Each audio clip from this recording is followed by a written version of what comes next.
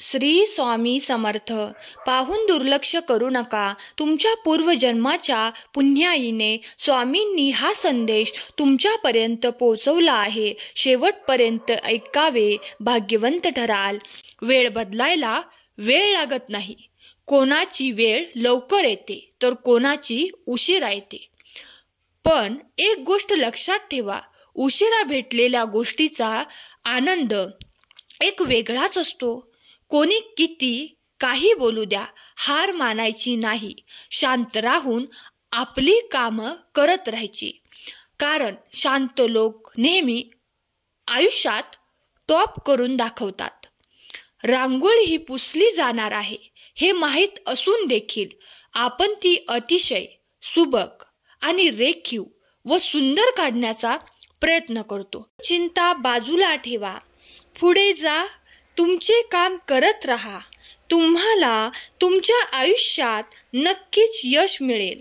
माझ्या मुलांनो, हे लक्षात ठेवा, जो भक्त मला दुःखात आणि सुखात स्मरण करतो, मी आयुष्यभर त्याची काळजी घेतो. माझ्या मुला, तुझ्या कामाच्या परिणामाची काळजी करू नकोस.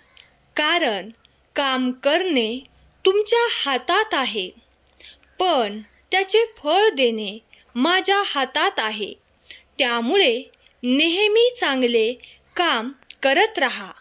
तुम्हाला चांगले फळ मिळेल. कारण जेव्हा तुम्ही चांगले कर्म कराल तेव्हा ते सर्व सत्कर्म तुमच्या तिजोरीत जमा होतात आणि या सर्वांचे फळ तुम्हाला एक ना एक दिवस नक्कीच मिळेल. म्हणून शंका घेणे सोडून द्या आणि निरुपयोगी गोष्टींची चिंता करण्यात तुमचा वेळ वाया घालवू नका. तुमच्या आयुष्यात आनंदाचे दिवस येणार आहेत.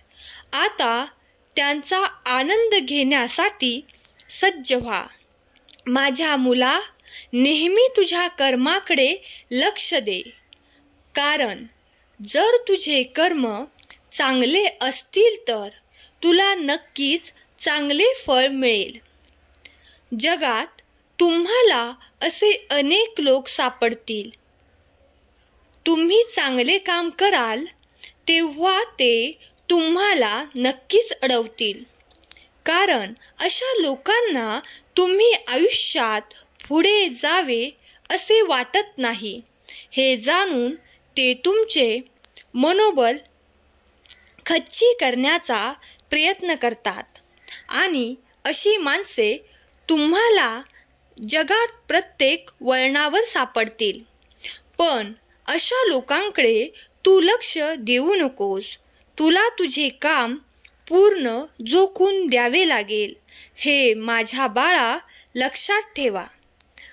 जीवनात तेच लोक यशस्वी होतात ज्यांचा स्वतःवर विश्वास असतो आणि यश देखील त्यांच्यासमोर नतमस्तक होते.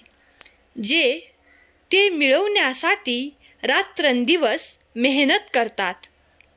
यश हे पाहत नाही की माणूस श्रीमंत आहे की गरीब किंवा तो कोणत्या जातीचा आहे.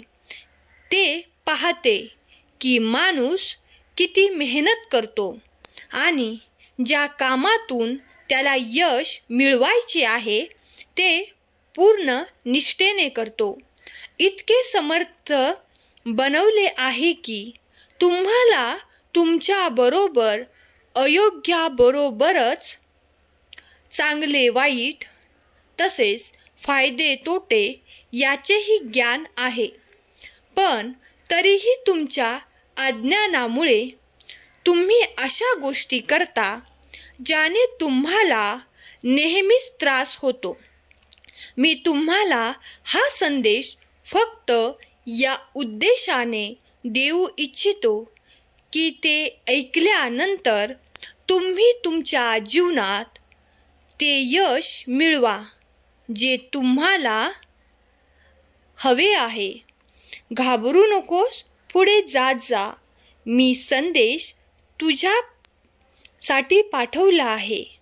मी सदैव तुझ्या पाठीशी आहे. तुमची स्वप्न का पूर्ण होत नाहीत याचा विचार करू नका. धाडसी लोकांचे हेतू कधी अपूर्ण राहतात. ज्याचे कर्तृत्व चांगले असते त्यांच्या आयुष्यात कधीच अंधार नसतो. जेव्हा देव मनुष्याची परीक्षा घेतो तेव्हा तो मनुष्याची शक्ती देखील वाढवतो, जेणेकरून तो अधिक बुद्धिमान आणि अधिक सामर्थ्यवान बनतो. ज्याप्रमाणे कडुलिंबाच्या मुळावर दूध टाकून गोड होऊ शकत नाही, त्याचप्रमाणे तुम्ही एखाद्याचे हृदय फाडून टाकले तरी ती व्यक्ती तुमची होऊ शकत नाही. हे सत्य आहे. तुम्ही आयुष्यात इतके व्यस्त होऊ शकता की तुमच्याकडे पश्चाताप, दुःख, द्वेष, भीती यासाठी वेळच उरणार नाही. लक्षात ठेवा, जीवनातील रिक्त व्यक्ती सर्वात दुःखी आहे. देवावर एवढा विश्वास ठेवा की जेव्हा तुमच्या इच्छेनुसार गोष्टी होत नाहीत तेव्हा समजून घ्या की ती त्याची इच्छा आहे, आणि जेव्हा गोष्टी तुमच्या इच्छेनुसार चालतात तेव्हा समजून घ्या की ही त्याची कृपा आहे. जीवनाचा आनंद घ्यायला शिका. तुमच्यासाठी काय सर्वोत्तम आहे हे मी तुम्हाला देणारच आहे. मी तुमच्यासाठी एक चमत्कार दाखवणार आहे. तुम्ही तुमच्या जीवनात शक्तिशाली अध्यायात प्रवेश करणार आहात. माझ्यावर विश्वास ठेवा. तुम्ही फक्त तुमच्या मनात विचार करा की तुम्ही निवडलेला मार्ग योग्य आहे की अयोग्य, आणि जर तुम्ही असा मार्ग अवलंबलात तर ते तुमच्यासाठी फायदेशीर ठरेल. स्वतःसह माझ्यावर विश्वास ठेवा. कधीकधी तुम्ही निवडलेल्या मार्गात तुम्हाला अनेक अडचणींना सामोरे जावे लागते, आणि हे सर्व पाहिल्यानंतर तुम्ही त्या मार्गावरून भरकटता. तू प्रयत्न करणे थांबवतोस. आता मला यश मिळणार नाही असा विचार करतोस. पण माझ्या मुलांनो, हे लक्षात ठेवा की खडतर मार्गावर जाण्यासाठी पूर्ण विश्वास आणि संयम असायला हवा. कधीकधी तुम्हाला काही समस्यांना तोंड द्यावे लागते. यावेळी मला तुमच्या अवतीभोवती असलेली सर्व दुःखे दिसत आहेत, आणि मला माहीत आहे ही दुःखे तुमच्या आयुष्यातील काही क्षणासाठीच आहेत. तेव्हा माझ्या मुलांनो, हार मानू नका. पुढे चालत राहा.